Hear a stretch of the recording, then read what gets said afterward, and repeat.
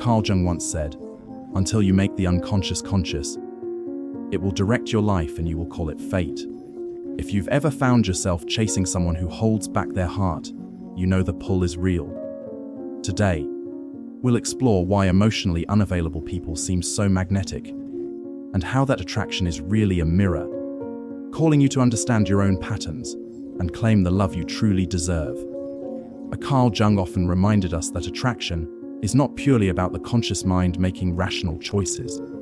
It is a meeting between two inner worlds, shaped as much by the unseen forces of the unconscious as by anything we notice on the surface. When we ask why emotionally unavailable people are attractive, we are really asking why the human psyche seems drawn toward that which remains partly hidden, why distance itself can feel like a magnet. Jung would point us toward the concept of projection, the psychological process by which we place our own inner images, longings, and ideals onto another person, often without realizing it. In many cases, it is not the real person we fall for, but the image they awaken in our imagination. Emotionally unavailable people are particularly potent canvases for projection because they reveal so little. The less someone shows of their inner life, the more room there is for our psyche to fill in the blanks. We begin to imagine qualities in them that we desire: kindness, depth, understanding, adventure, and we weave these qualities into a story that can be far more compelling than the truth. Jung warned that projections are double-edged. While they can inspire us, they also distort reality. The danger is that we are responding not to the actual individual, but to an archetypal figure our unconscious has constructed. The mystery created by emotional distance taps into something ancient in the human psyche. Jung would say that this is where the archetypes live, universal patterns and images that resonate deeply within us. The emotionally unavailable person often resembles the elusive figure in myth or fairy tale, the knight who vanishes into the mist, the mysterious queen in the tower, the wandering sage. These figures stir our instinct for pursuit and challenge. They awaken the part of us that wants to cross the bridge, open the locked door, or solve the riddle. The mystery is intoxicating because it feels like a quest, and the human psyche is naturally drawn to quests. There is also a paradox at play. The more difficult someone is to reach emotionally, the more our desire can intensify. This is not because unavailability is inherently more valuable, but because scarcity increases perceived worth. In Jungian terms, this is linked to the way tension and opposites fuel psychic energy. The push-pull between longing and distance creates an emotional charge that can feel like passion. Yet this charge often comes from the activation of old emotional patterns rather than from genuine compatibility. Jung would urge us to notice when attraction is sustained by what is unknown rather than what is real. The emotionally unavailable person may appear attractive because they allow us to keep dreaming. In the absence of full knowledge, the dream remains unchallenged. Once reality enters, once we see their limitations, flaws, or inability to meet us emotionally, the projection can begin to dissolve. Until that happens, the attraction is fed not by who they are, but by who we imagine them to be. Another layer of this dynamic lies in the symbolic meaning of pursuit. To chase the unavailable is, in some ways, to reenact an inner drama from our own life story. For those who experienced conditional love, neglect, or emotional distance in early relationships, unavailability feels familiar. Jung believed that the psyche is drawn to repeat unresolved situations, not as self-sabotage, but as an unconscious attempt to rewrite the ending. We may unconsciously hope that if we can finally win over the unavailable person, we will heal the original wound. In this way, the attraction is less about the present partner and more about the unfinished business of the past. The mystery and projection also appeal to our desire for self-discovery. On a symbolic level, the emotionally unavailable person can represent parts of ourselves that we have not yet accessed, the hidden, guarded, or unexplored aspects of our own psyche. Jung's process of individuation calls us to reclaim these parts. The unavailable partner becomes a mirror, reflecting the inner work we have yet to do. We may be chasing them, but in truth, we are chasing the connection to our own unlived potential. This is why Jung would caution against dismissing such attractions as mere mistakes. They can be powerful teachers if we approach them with awareness. The allure of the emotionally unavailable person reveals the archetypal themes playing out in our inner life: the hero's quest, the longing for union, the confrontation with the shadow. If we stay unconscious, these patterns will repeat endlessly, each time with a new face. If we bring them into awareness, we can begin to separate the image from the reality, the past from the present. Ultimately, emotionally unavailable people can seem more attractive because they embody the unknown, and the unknown, in Jung's framework, is always alive with possibility, not necessarily because of what it contains, but because of what we project into it. The challenge is to recognize when our fascination is more about the story we are telling ourselves than the person in front of us. This recognition does not diminish the power of the attraction, but it shifts it from an unconscious compulsion to a conscious choice. Jung's insight is that the pull toward the emotionally unavailable is not random.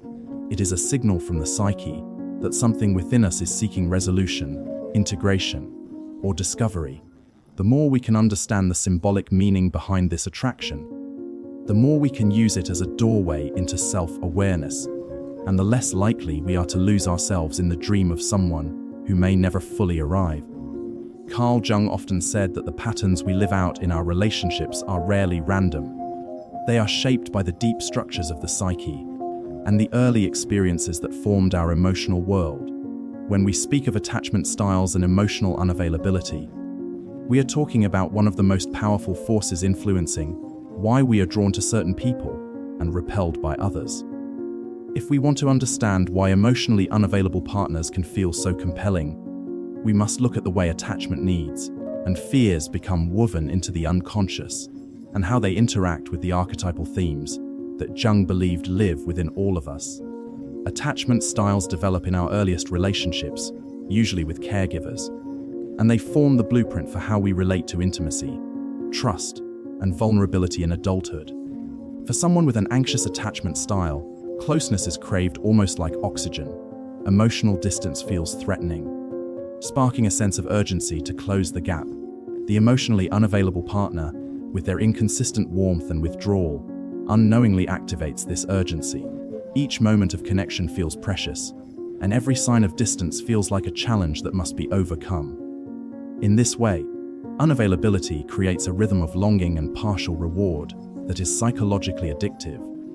Jung might describe this as an archetypal drama being played out in the arena of the personal relationship.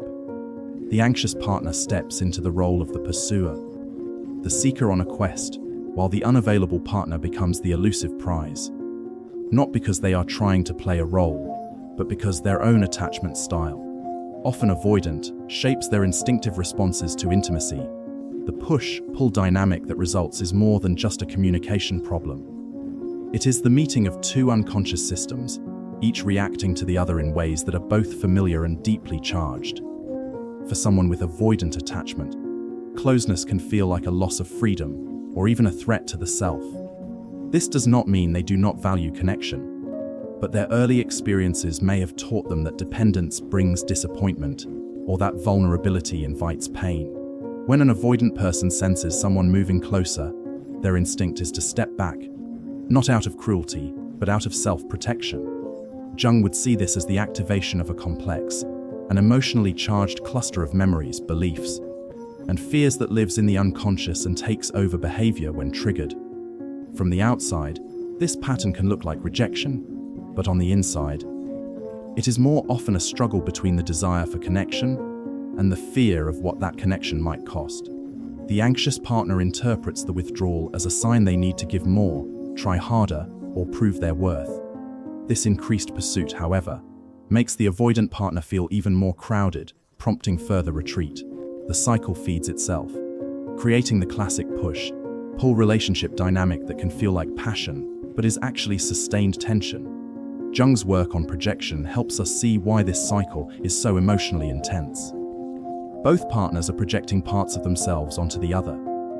The anxious person may see in the avoidant partner an image of the nurturing and stability they have longed for, but never consistently received. The avoidant partner may project onto the anxious one their own hidden longing for closeness, even as they defend against it.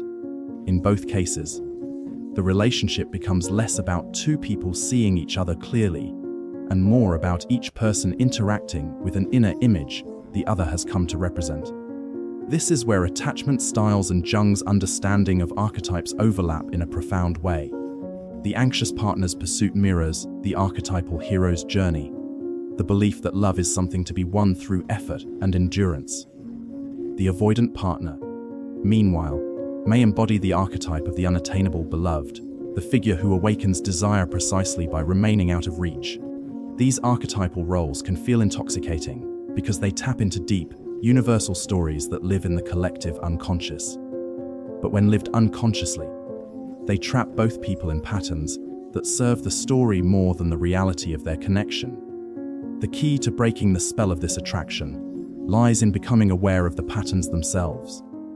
Jung believed that the process of individuation, becoming whole, required us to integrate the unconscious into consciousness. In the case of attachment and emotional unavailability, this means noticing when your attraction is being fueled by the familiar rhythm of pursuit and retreat, and asking whether it is serving your growth or simply replaying an old wound. It also means recognizing the inner work that might be needed to step out of the dynamic. For the anxiously attached, this could involve learning to self-soothe and build a sense of security that is not dependent on another's availability. For the avoidantly attached, it could mean learning to tolerate the discomfort of intimacy long enough to see that closeness need not threaten the self. Jung would see both as essential steps toward greater wholeness, because each requires integrating parts of the self that have been avoided or projected onto others. Ultimately, the interplay between attachment styles and emotional unavailability is not about fault, but about compatibility and awareness. Without self-knowledge, we are likely to repeat the same patterns, drawn unconsciously to partners who fit the shape of our early experiences. With awareness, however, the same attraction can become an opportunity for growth, a chance to see the archetypes and complexes at work, to reclaim the projections we have placed on the other, and to choose relationships that nourish rather than deplete us. Jung's insight was that the people who stir the deepest emotions in us are often the ones who awaken our unconscious material. Attraction to an emotionally unavailable partner, especially when fueled by certain attachment styles, is rarely random. It is a signal that there is something in us still seeking integration. The challenge and the opportunity is to bring that something into the light. Carl Jung often spoke about the paradox of human relationships, that we long for connection and yet, at the same time, fear the very intimacy we seek. When we explore fear of intimacy and the attraction to emotionally unavailable people, we find ourselves face to face with one of the most puzzling contradictions of the human psyche. This is not merely a matter of preference or bad luck. It is a deep psychological pattern, often rooted in early life experiences and sustained by unconscious processes that Jung dedicated much of his life to understanding. Fear of intimacy is rarely conscious. Most people who experience it will say they want closeness, love, and deep emotional connection. But when those opportunities actually appear, something in them begins to resist. This resistance might show up as hesitation, self-sabotage, withdrawal, or choosing partners who cannot fully commit. Jung would explain this as the psyche protecting itself from what it perceives, often irrationally, as a threat. The threat is not the other person, but the vulnerability and exposure that intimacy requires. When someone is emotionally unavailable, they offer just enough closeness to spark desire, but maintain enough distance to keep the deeper layers of intimacy out of reach. For a person who fears vulnerability, this dynamic can feel strangely comfortable. Jung would describe this as the shadow at work, the shadow being the part of ourselves we keep hidden, even from ourselves. If your shadow contains a deep fear of being truly seen, then an unavailable partner allows you to engage in the dance of attraction without ever having to fully step into the light. The attraction to emotional unavailability can also be fueled by projection, a concept central to Jung's teachings. We project our ideal qualities, unmet needs, and deepest desires onto the other person. Because the emotionally unavailable partner reveals so little of their inner world, our projections remain unchallenged for longer. This allows us to maintain the fantasy of who they are, a fantasy that may feel safer and more controllable than the unpredictable reality of genuine intimacy. Fear of intimacy often develops in childhood. If early experiences taught us that closeness was followed by hurt, betrayal, or abandonment, our psyche may have learned to associate love with danger. Even as adults, we may unconsciously avoid relationships where deep emotional openness is possible. Because somewhere within us, the child who once felt unsafe still believes that history will repeat itself. Jung would see this as a complex, a cluster of memories, emotions, and beliefs stored in the unconscious, activated whenever a situation resembles the original wound.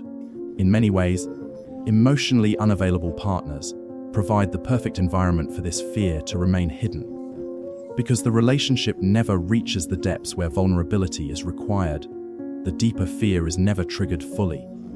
The dynamic allows both people to avoid their most vulnerable truths, one by keeping their distance, the other by focusing on pursuit rather than self-exposure. This avoidance can be mutual, even if it is not consciously agreed upon. Jung's concept of individuation, the process of becoming whole, challenges us to confront these fears directly. He would encourage us to see the attraction to unavailability not as a flaw, but as a signpost pointing toward unfinished inner work. If we find ourselves repeatedly drawn to partners who cannot meet us emotionally, it is worth asking what part of me is also afraid to be fully met. What would it mean for me to allow someone to see my whole self? The beauty and the flaws, the strengths and the insecurities. Fear of intimacy is often bound up with identity. For some, the idea of merging emotionally with another person feels like a loss of self. Jung recognized that relationships require a delicate balance between connection and individuality. If one has not yet developed a strong sense of self, intimacy can feel like a threat to autonomy. The emotionally unavailable partner, by maintaining emotional distance, ensures that this feared loss never occurs. This dynamic also feeds into the archetypal stories Jung studied. The unavailable partner can embody the archetype of the distant lover, the one whose absence fuels desire and longing. The person drawn to them may unconsciously adopt the archetype of the seeker, the one who pursues love as a heroic quest. These roles are emotionally powerful, but they often serve the story more than the real needs of the people involved. The relationship becomes a stage for the psyche to reenact old dramas, rather than a space for genuine connection. Breaking free from the attraction to emotional unavailability means facing the fear of intimacy head-on. This requires recognizing the shadow, the hidden fears and insecurities we would rather not see, and bringing it into consciousness. Jung believed that the more we integrate the shadow, the less power it has over our choices. By becoming aware of our own fear of being fully known, we can begin to choose partners who are capable of real intimacy, even if that intimacy feels uncomfortable at first.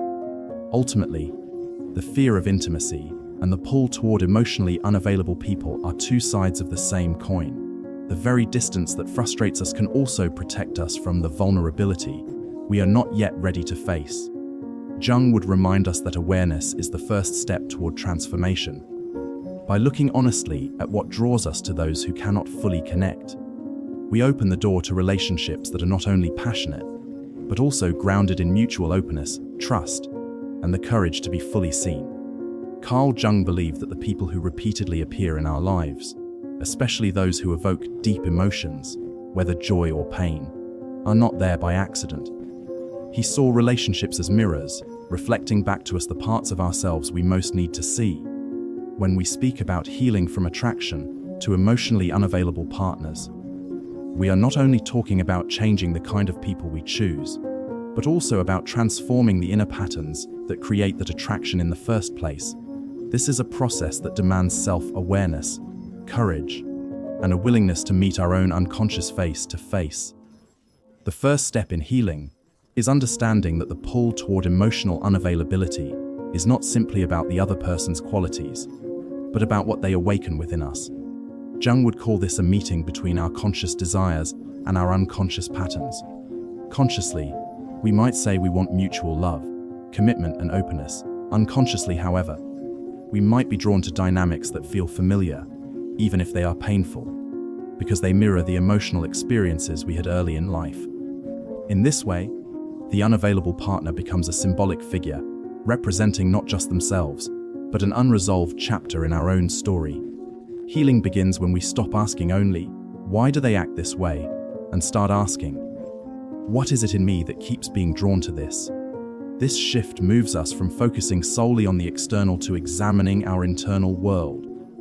Jung would say that this is the work of individuation, the lifelong process of becoming whole by integrating the conscious and unconscious aspects of the self.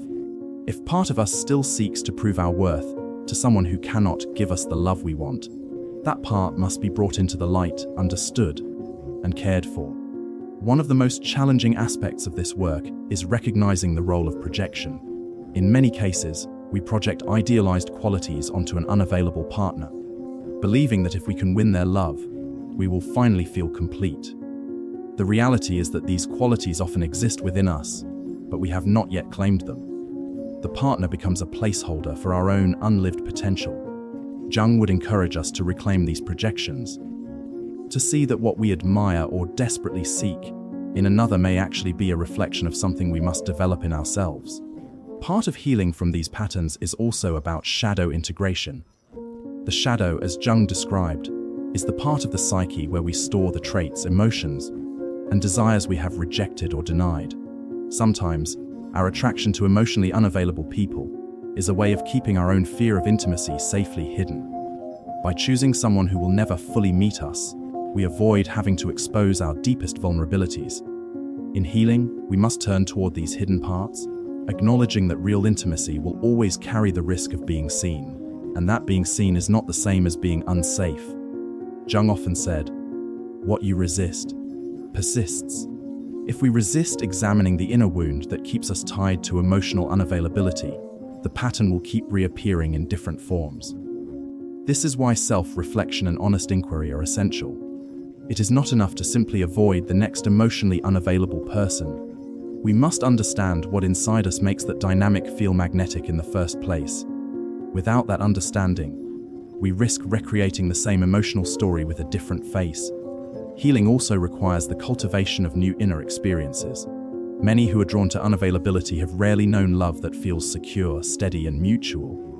At first, such love may even feel boring or unfamiliar because it lacks the emotional highs and lows we have come to associate with passion. Jung would say that this discomfort is the psyche adjusting to a new pattern, one that does not feed on tension and uncertainty.